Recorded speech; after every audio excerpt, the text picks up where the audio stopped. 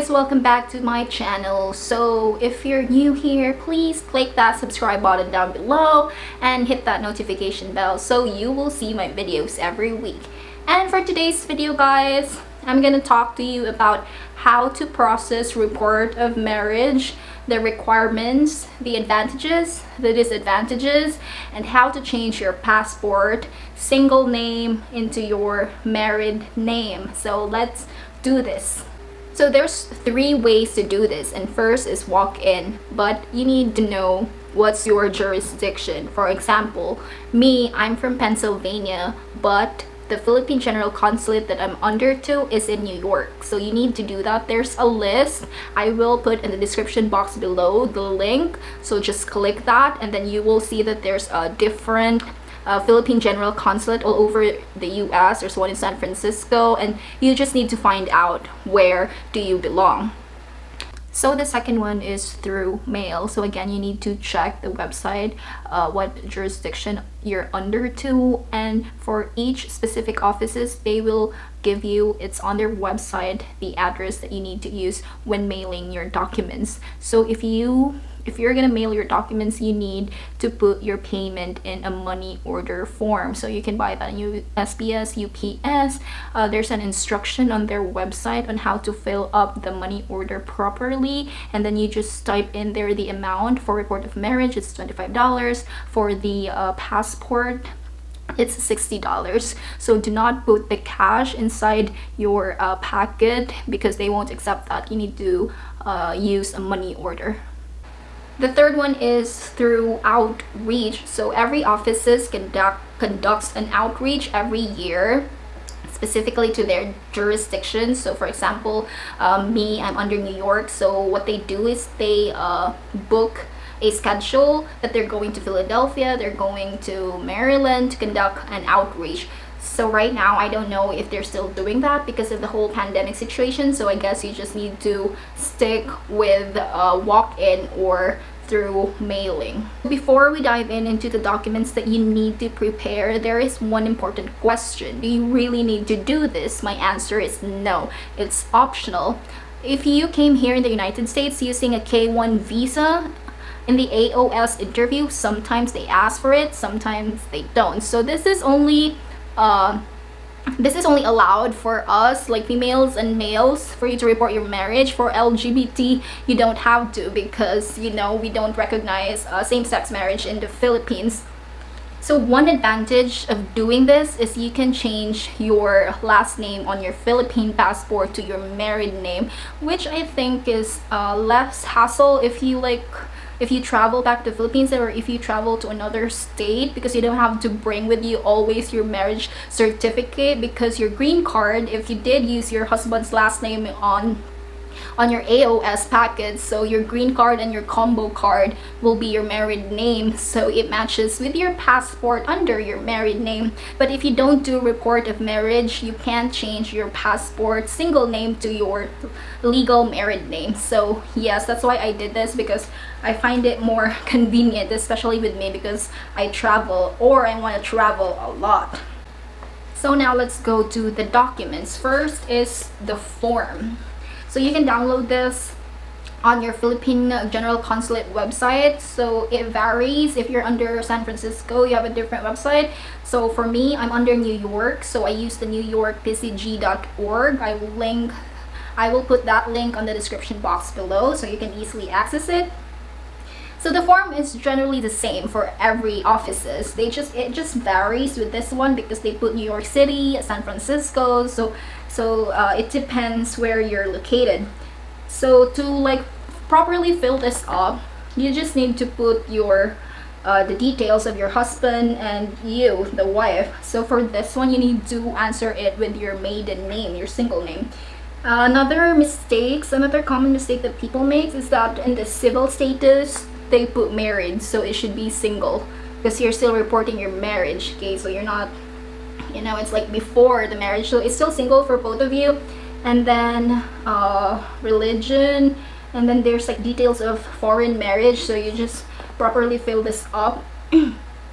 So there's like number 15 right here, title and office of solemnizing official or accepting authority. So you just put here if you're married in a courthouse, so you just put magisterial district judge, or if you're married by a priest, so you just put it here. And then the details of ascendants, so you just put your husband's parents' name and your parents' name, the wife. So yes guys, I think that's it. You just need to sign both. If you plan to mail this, you need to have it notarized. They won't accept it if it's not notarized, if you're gonna mail your report of marriage. But if you're gonna do a walk-in, do not sign this yet. Sign this when you arrive into your Philippine General Consulate office, and then there, once you have the officer that will process, then just sign it there. So you need you and your husband to go there together, so just sign it there, and then then you can it's okay for you not to like notarize it. Or if you're gonna go alone, just you, your husband will not come, so same thing, you need to have it notarized. So the next one is the original marriage certificate. So if you're gonna mail your report of marriage, you need to mail the original ones. They won't accept photocopy, but they will just return it to you after they process it, so you don't need to worry about that. And one important thing, if you're gonna include your marriage certificate, is that you need to have the marriage record. They need to see the number of marriage.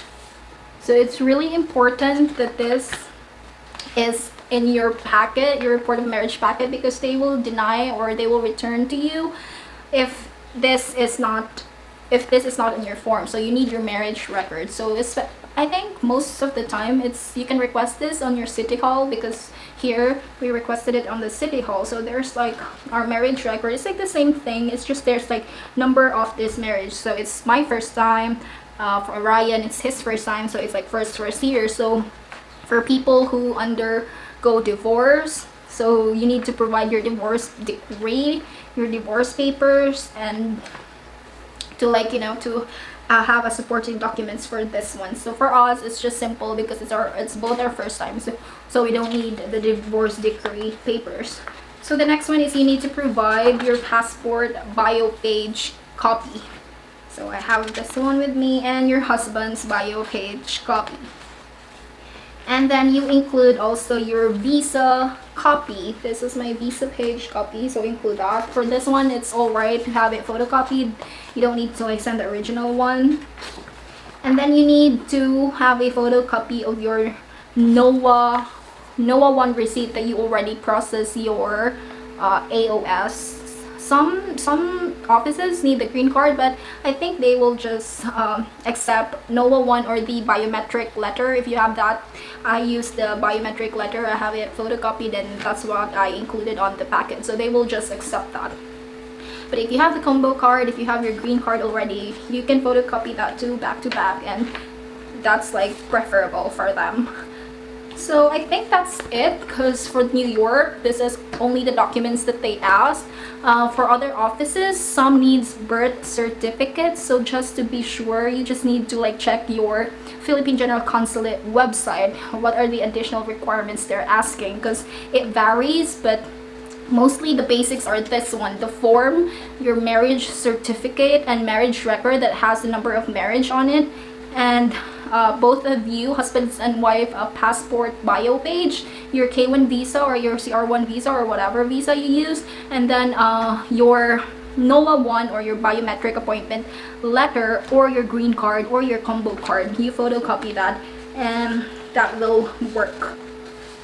So it's not just if you're gonna mail this or if you're gonna do a walk-in, you need 4 sets, at least 4 sets of the same documents. So you need the original ones as the first set, and then the second, third, and the fourth set is just the photocopy ones. So you need to clip it. So all original, the first set, original form, original marriage certificate, and original marriage record. And then for the bio page, photocopy is fine. And for the NOAA 1 or the biometric letter, original 2, the one that really is from USCIS. So you need to provide 4 sets. If you want to if you want to apply for a new passport, to change your last name to your married name, then you need to provide 5 sets. So yes guys, Make sure you have 4 to 5 sets of these same documents ready. What are the requirements if you want to change your passport to your married name? So it's the same thing. They don't really ask anything. All you just need to provide is the approved report of marriage and then your old passport. And pretty much that's it. If you're gonna walk in, they will take your picture there. And if you're gonna mail it to them, I think they will just you need to provide a passport size photo, 2 copies, I think. If you're gonna do the passport change name, you need to provide them a prepaid envelope. Yeah, this is really important too. Self-address return envelope with appropriate postage and with tracking number, because that's what they're gonna use in order to return all the original documents and your new passport. So you need that too. So yes, just don't forget the divorce decree if your husband has like a previous marriage. That's really important too. And yes, I think that's it, guys. So don't forget the self-address return envelope. You can buy it in USPS and you need to pay for it, and they will like put a postage on it and they will give you a tracking number so you can track it, and you need to include that on your packet when you mail your documents. So I think that's it, guys. If you have more questions, just leave in the comment box below, and thank you for watching. Stay safe. I'll see you guys on my next video.